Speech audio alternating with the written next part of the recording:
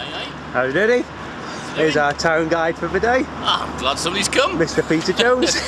How are you? Very well indeed. Okay. This is going to be one of the additions to the page. It is, yeah. Oh, it'll be excellent. I hope you enjoy it. Get it on my map.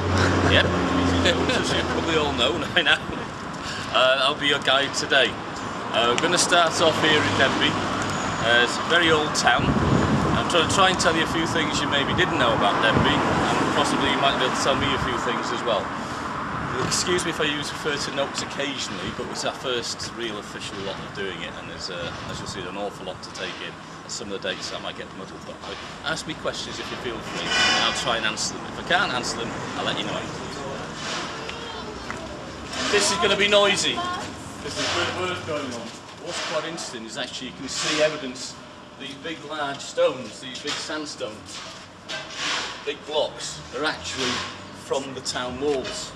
So they were using the town walls as a quarry, dismantling the town walls and using them to build the fabric of the buildings in the town. The town walls not needed.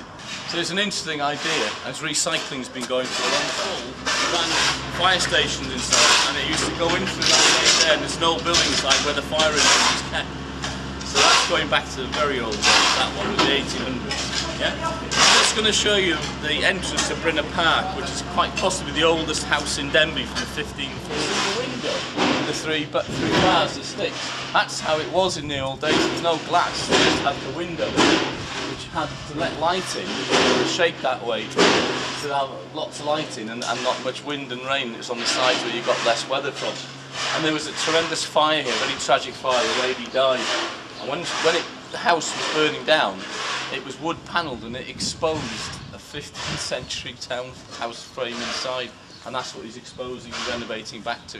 So it's going to be a fascinating thing. One of the original crosses, it's the second cross of Denbigh. There are three crosses that have been in Denbigh. It's the old market cross and it's the cross from the middle of town. The original cross from Denbigh from the 1500s is actually sited in Dolhovering.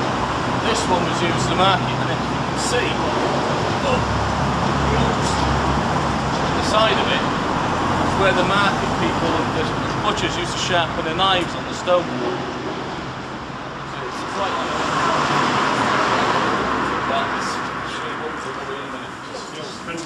yeah, well, before that, 1700s. Secret garden in Denbigh, 1700s it's dated, I think it says on these. 1672. 1672. The fascia at the front has been redone in the medieval, in Renaissance, in the Italian Renaissance style. And you can see the actual windows, they're very like Venetian type windows. One of the nicest things about this one, in the 1600s when it was built, in 1690, one of the first preachers was the Reverend Baddie. I think it's really funny that a reverend was a baddie. I think it's absolutely brilliant. But it was one of the first, I think it was Presbyterian. That's what I have to check my note there. It's very important in Welsh heritage in that he produced a Welsh language paper from here, and he was a very, very strong preacher and had a very dramatic personality and could command tremendous number of people in his congregations. And he produced a Welsh language newspaper from here and produced a Welsh Bible from here. It's a bit of a ruined state at the moment, but they're hoping to renovate it. And well, they're hoping to get it to do it to a museum, there's the hopes, but it's been a lot of conjecture about that at the moment, about what's actually going to happen and when they can do it. It's a stunning old building. It's a shame it's fallen to rack and ruin as much as it has. It was opened 2 years ago on the Heritage Weekend, and they're hoping to open again this year. It's as if it's the Titanic is just. This is the Titanic. It's just if anybody left the day, it's not broken and left, and everything's wow, the largest chapel is right as well. Largest chapel in Denbigh. It's a Presbyterian. Correct me if I'm wrong. Yes, you're right. Yes. Yeah. And it's only been redone in the 1890s. There was an original chapel here going back to the 1700s, but it was more of a barn type structure, and they used to worship it. And this was built to house the biggest congregation in town. And it's a very important building. And it's all made of local limestone, which is from the local quarry over there. So it's quite interesting to see how much local limestone you see around the town. So that's one of my specialities. I'll be showing you some fossils, which is quite interesting. There's one in the gate here, which is very unusual. see outside, but it's mainly this side.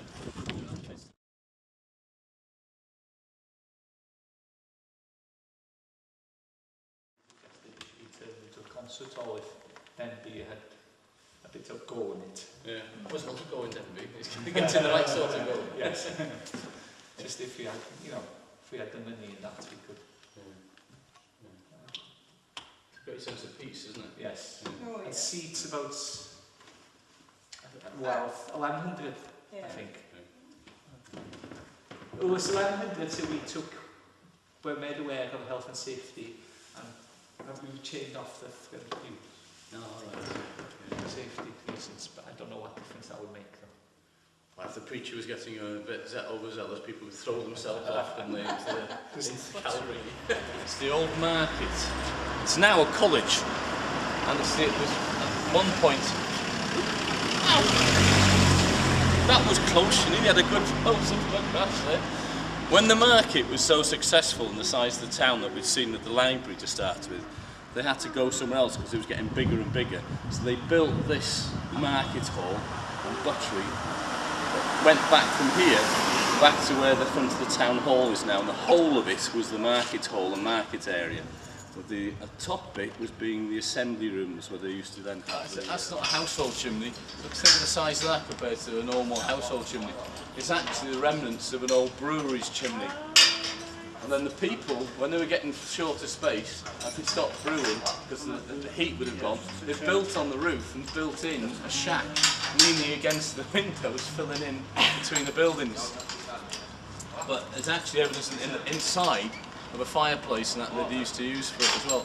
That would be a brewery that would serve the pubs in the back row here. And there's an awful lot of pubs in the back row. In the next 50 yards, you've got 3 pubs sold themselves after they've been in the thing. So it would be quite a dirty, smelly lane.